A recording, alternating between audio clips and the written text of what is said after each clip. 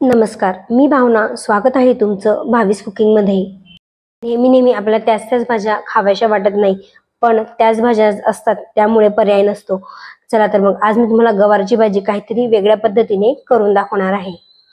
आज आपण गवार सोबतच बटाटा घालून भाजी कशी करायची ते दाखवणार आहोत. ही भाजी तुम्ही टिफिनला सुद्धा देऊ शकतात किंवा लहान मुलांना सुद्धा डब्यामध्ये पॅक करून देऊ शकता. सकाळच्या घाई गडबडीमध्ये ही भाजी करण्यासाठी अगदी सोपी आहे.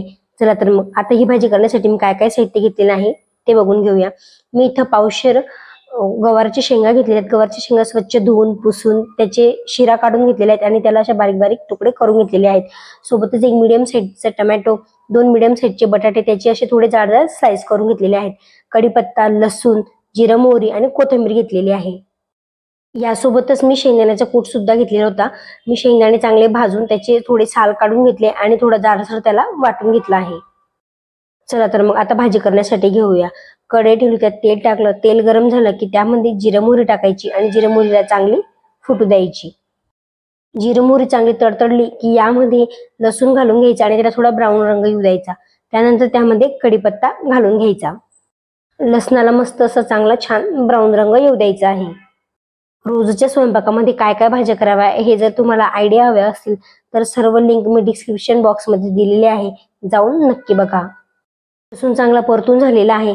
आता यामध्ये आपण टोमॅटो घालून घेऊ आणि टोमॅटोलाही आपल्याला चांगलं मऊसूत होईपर्यंत ह्या तेलामध्ये परतून घ्यायचं आहे. सोबतच रोजच नाश्त्यासाठी काय करावं याच्या सुद्धा रेसिपीज मी अपलोड केलेल्या आहेत, त्याच्याही लिंक डिस्क्रिप्शन बॉक्समध्ये दिलेले आहेत, जाऊन नक्की बघा. तुम्ही बघू शकता काही मिनिटातच आपला टोमॅटो चांगला शिजलेला आहे. त्याला प्रेस केल्याबरोबर तो लगेच दाबला जात आहे. आता टोमॅटो चांगला शिजल्यानंतर यामध्ये गवार टाकून घ्यायची, सोबतच बटाटे टाकून घ्यायचे आणि हे एक चांगले 2 ते 3 मिनिटं तेलामध्ये छान परतून घ्यायचे आहे. ह्या भाजीमध्ये तुम्ही टोमॅटो नाही घातला, स्किप केला तरी सुद्धा चालतो. तुम्हाला आवडत असेल तर टोमॅटो घाला, नाही घातला तरी सुद्धा चालेल. 1-2 मिनिटं परतून झाल्यानंतर आपल्याला एक 5 मिनिटं झाकण ठेवून ह्या पूर्ण भाजीला चांगली वाफ येऊ द्यायची आहे. 5 मिनिटं झालेले आहेत. त्यानंतर मी झाकण काढून चेक केलेलं होतं. परत अजून मी तिला 5 मिनिटं वाफ येण्यासाठी ठेवलेलं होतं. 2 वेळेस मी मधून झाकण काढून भाजी चांगली हलवून परत ती शिजण्यासाठी ठेवलेलं होतं. आता भाजी चांगली शिजलेली आहे. आपण आता यामध्ये सुके मसाले घालून घेऊ. यामध्ये मी 1 चमचा हळद, 1 चमचा धनेपूड, आवडीचे गरम मसाले, सोबतच 2 चमचे लाल तिखट घातलेलं आहे. हे सुके मसाले घातल्यानंतर सर्व या भाजीमध्ये छान परतून घ्यायचे आहे, जेणेकरून ह्या सुक्या मसाल्यांचा जो कच्चापणा आहे तो थोडा निघून जाईल. यासोबतच मी यामध्ये गरजेनुसार मीठ घातलेलं आहे. आता हे सर्व मिश्रण आपल्याला छान मस्त एकजीव करून घ्यायचं आहे. ही भाजी परतत असताना मी साईडला दुसऱ्या गॅसवर एक छोटा पातेला भरून पाणी गरम करण्यासाठी ठेवलेलं होतं.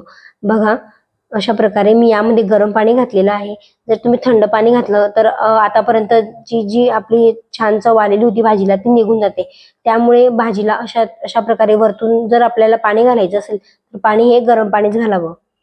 आणि परत झाकण ठेवून 1 मिनिटभर मी याला छान अशी वाफ काढून घेते. तुम्ही बघू शकता किती मस्त छान आपली भाजी तयार झालेली आहे.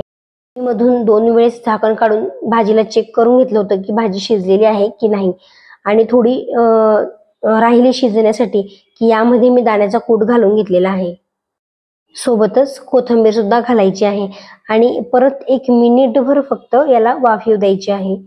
त्यानंतर आपली ही गवार बटाट्याची भाजी संपूर्णपणे तयार झालेली आहे. तुम्हाला माझी ही गवार बटाट्याची साधी सोपी रेसिपी कशी वाटली मला कमेंट बॉक्समध्ये नक्की सांगा. सोबतच व्हिडिओ आवडल्यास व्हिडिओला शेअर करा, लाईक करा आणि तुम्ही माझ्या चॅनलवर नवीन असाल, चॅनलला अजून सबस्क्राईब केलं नसेल तर प्लीज माझ्या चॅनलला सबस्क्राईब नक्की करा. तुम्ही गवारच्या शेंगांची सुकी भाजी कशी करता हे सुद्धा तुम्ही मला कमेंट बॉक्समध्ये नक्की कळवा. मी दाखवलेल्या माझ्या चॅनलवरच्या सगळ्या रेसिपी तुम्हाला कशा वाटतायत मला प्लीज कमेंट बॉक्सद्वारे नक्की कळवा. चला तर मग आता भेटूया पुढच्या नवीन एक रेसिपी सोबत.